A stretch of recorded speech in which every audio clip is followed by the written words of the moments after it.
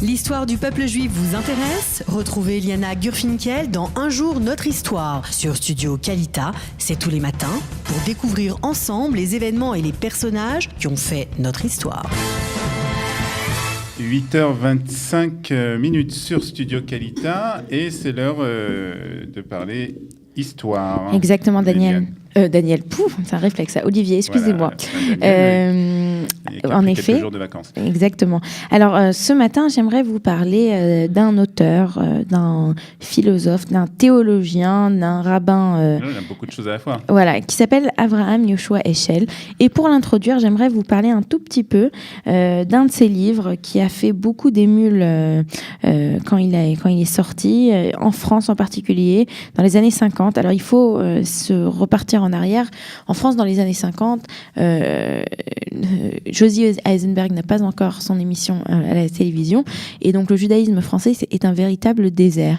Et là, d'un seul coup, il y a un livre qui sort, qui s'appelle Les bâtisseurs du temps. Est-ce que vous savez de quoi va parler ce livre ? Pas du tout. Alors, Les bâtisseurs du temps, c'est en fait un livre sur le Shabbat. Ah. Alors, vous allez me dire quel rapport bâtir le temps et le Shabbat. Les bâtisseurs du temps et Shabbat. Exactement. Alors, Avraham Heschel dit tout simplement que la civilisation n'est pas une technique dédiée à la puissance de l'homme. Elle ne se mesure pas à l'entassement des objets ni à l'accumulation des connaissances.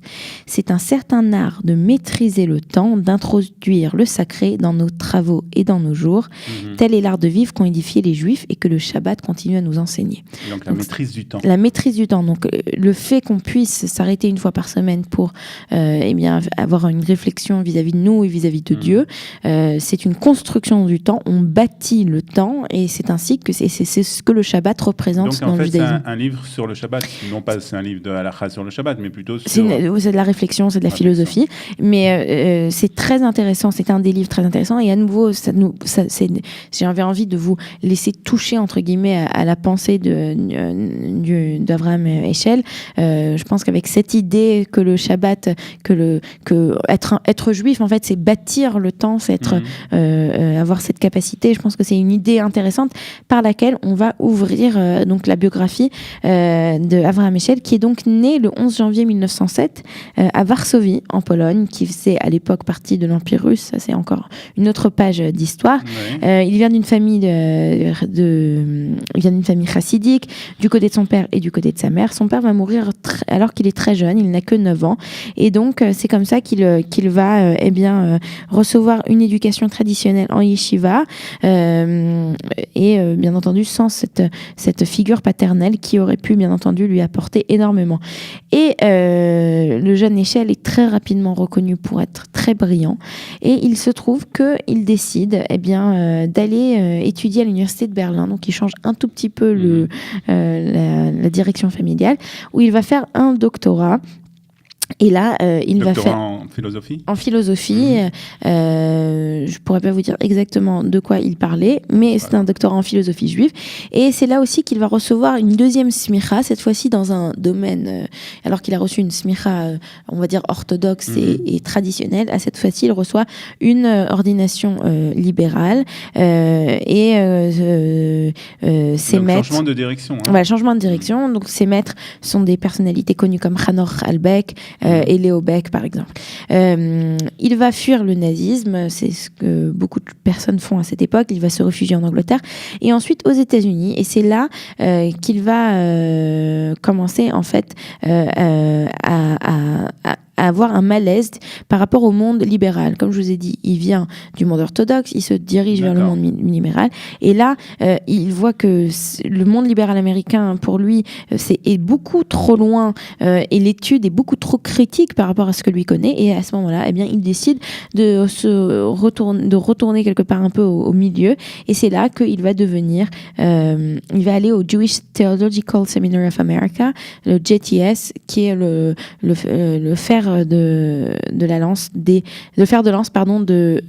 du judaïsme conservative, donc ce qu'on pourrait appeler aujourd'hui en Israël Massorti. Alors il passe du chassidisme au monde libéral pour retourner au monde conservateur. Voilà. Ce qui est surtout intéressant chez Heschel, ce qui est surtout intéressant chez lui, c'est que il va être non seulement, il va expliquer la pensée juive et la philosophie juive, la Kabbale, le chassidisme, mais surtout il va être déjà à l'époque, il va il va combattre, il va être, comme on appelle aujourd'hui, on appelle ça, il va faire partie de ces gens qui se battent pour des combats sociaux. Il va être par exemple aux côtés de Martin Luther King dans sa bataille pour l'abolition de toute discrimination des Noirs américains. Il va s'engager également contre la guerre du Vietnam. À l'époque, on ne pense pas qu'un rabbin doit avoir cette action sociale, mais pourtant lui, il va se mettre en avant et il va faire avancer. Et c'est lui aussi surtout qui va faire découvrir ce qu'on appellerait aujourd'hui le néo-chassidisme. C'est surtout de faire connaître le monde chassidique. Jusqu'à cette époque, le monde chassidique était réservé au chassidisme, mais lui fait en fait découvrir cette pensée aux gens qui ne le sont pas. Donc c'est véritablement un philosophe, quelqu'un qui a énormément influencé ses pairs, et c'est quelqu'un qui a écrit des choses véritablement tellement jolies et des idées tellement intéressantes sur le judaïsme que j'invite tous nos auditeurs ce Shabbat à lire Les Bâtisseurs du Temps, tout simplement. Très bien. Écoutez, merci toujours de ces informations très intéressantes sur des personnages qu'on ne connaît pas. Moi, je ne le connaissais pas personnellement. Mon rôle, c'est de trouver des gens qu'on ne connaît pas et de les faire connaître. C'est très bien. Merci beaucoup. À 8h31, on va écouter un peu de musique. Et puis à 8h35, ce sera l'heure de la revue de la presse. Vous aimez l'histoire juive ? Retrouvez Liana Gurfinkel dans Un jour notre histoire sur Studio Kalita, c'est tous les matins, pour découvrir ensemble les événements et les personnages qui ont fait notre histoire.